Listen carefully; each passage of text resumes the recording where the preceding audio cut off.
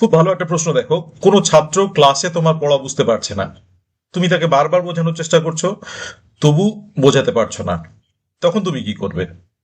আচ্ছা, আমাদের উত্তরটা এরকম হওয়া উচিত। দেখো স্যার, ক্লাসে বারবার চেষ্টা করার পরেও যদি কোনো ছাত্র বিষয়টা বুঝতে না পারে, কোনো বিষয় বুঝতে না পারে, তখন আমি তার জন্য আলাদা ক্লাস বা রেমেডিয়াল ক্লাসের ব্যবস্থা করব।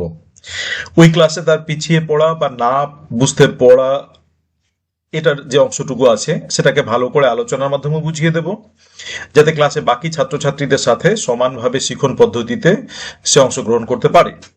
আচ্ছা, তাহলে আমাদের লক্ষ্য থাকবে কি? লক্ষ্য থাকবে কিন্তু হচ্ছে যে একটা ক্লাসের মধ্যে একটা ছাত্র কিন্তু পড়া নাও পেতে পারে।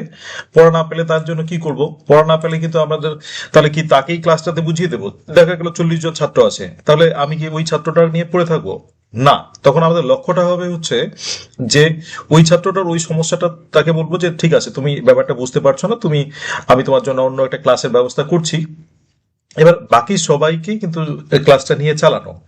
এবার এই বাচ্চাটাকে অন্য একটা রিমিডিয়াল ক্লাসের মধ্যে নিয়ে সেটার সম্পর্কে তাকে ভালো করে বুঝিয়ে দেওয়া, যে যেন সে ব্যাপারটা বুঝতে পারে, আবার অন্যান্য ছাত্রছাত্রীদের সঙ্গে ক্লাসের ব্যাপারগুলোতে একই সঙ্গে অংশগ্রহণ করতে পারে। তাহলে এটাকে আমরা রিমিডিয়াল ক্লাস বলি, এবং এই রিমিডিয়াল ক্লাসের জন্য কিন্তু আমাদের ব্যবস্থা থাকে স্কুল এডুকেশনে, সেটা আমরা জানি।